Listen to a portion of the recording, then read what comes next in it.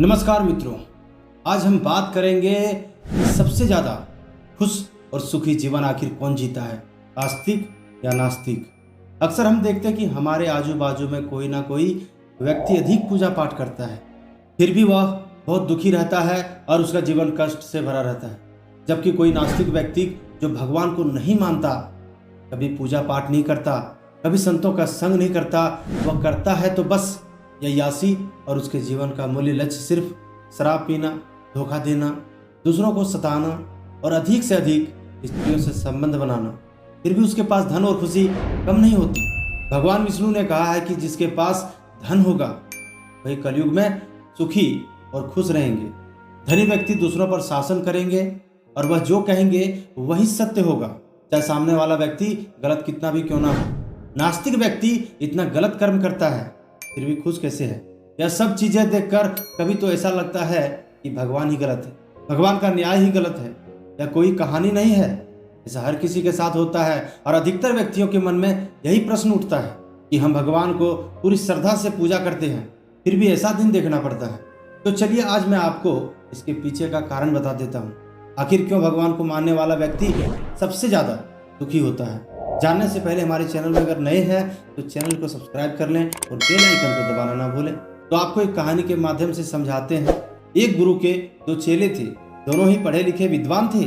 दोनों में फर्क सिर्फ इतना था, एक भगवान को मानने वाला था, दूसरा भगवान को न मानने वाला नास्तिक था। एक ऐसा था जहाँ पर भगवान की कथा होती थी, जहाँ सत्संग होता था, जहाँ भजन होता था, वहाँ दौड़ के चला जाता और भगवान का पूजा पाठ करने लगता।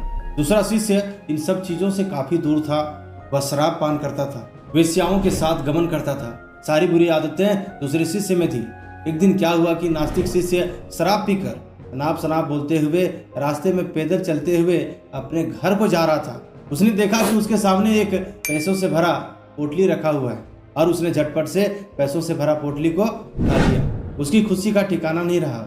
वह जोर जोर से चिल्लाते हुए सबको बताने लगा, मुझे आज पैसों से भरी पोटली मिल गई, मेरा जीवन सफल हो गया। इन पैसों से मैं अपने जीवन की आवश्यकताओं की पूर्ति करूंगा। वहीं दूसरा मित्र मंदिर से भजन करते हुए अपने घर को जा रहा था। अचानक उसकी पैर में एक बड़ी कील चुभ जाती है, रक्त निकलने लगता है। वह दर्द से पूरी तरह बेचैन हो जाता है। तभी दूसरा मित्र वहां पैसों से भरा पोटली लेकर आ जाता है और उसे देखकर जोर जोर से हंसने लगता है और मजाकिया स्वर में उसको बोलने लगता है कि तुम तो बहुत पूजा पाठ करते हो, भगवान का भजन भी करते हो, क्या दिया तुम्हारे भगवान ने तुम्हें? मुझे देखो, मैं कभी मंदिर नहीं गया, मैंने कोई भी अच्छा काम नहीं किया, मेरे घर में भगवान का एक भी तस्वीर और मंदिर नहीं है, मैंने कभी अपने घर में सत्यनारायण का कथा नहीं कराया, भगवान के सामने कभी माथा नहीं टेका, फिर भी मैं कितना संपन्न हूँ, अमीर हूँ, मेरे पास पैसों की कोई कमी नहीं है, सबसे ज्यादा सुखी जीवन तो मैं ही जी रहा हूँ। अच्छे शिष्य को उसकी बात कांटा की तरह चुभने लगी। वह मन ही मन पूरी तरह निराश और हताश हो गया। उसे लगने लगा कि यह तो सच बोल रहा है, मैं कितना पूजा करता हूँ, सच्चे मन से भगवान को याद करता हूँ, फिर भी मैं इतना दुखी हूँ, लाचार हूँ, और वह कुछ नहीं करता फिर भी इतना सुखी है। इतना सोचते हुए वह अपने गुरु के पास चला जाता है और वह उदास मन से यही प्रश्न गुरु से करता है। गुरुजी मुस्कुराते हुए बोले, भगवान जो करते हैं अच्छे के लिए ही करते हैं, जिसकी जैसी योग्यता होती है उसको उसी के अनुसार फल देते हैं। चलो अब तुम्हारे प्रश्नों का उत्तर देते हैं। तुम जानते हो कि भगवान ने तुम्हारे पैर में कील क्यों चुभाई और उसको पैसों से भरी पोटली क्यों मिली? तो सुनो, तुमने पिछले जन्म में बहुत पाप किया था, इसलिए तुम्हारी आज मौत होने वाली थी। तुम बच गए क्योंकि तुम मंदिर गए थे, तुमने भगवान की पूजा की थी, यही कारण है कि तुम्हारी मौत ना होकर सिर्फ एक कील चुभी।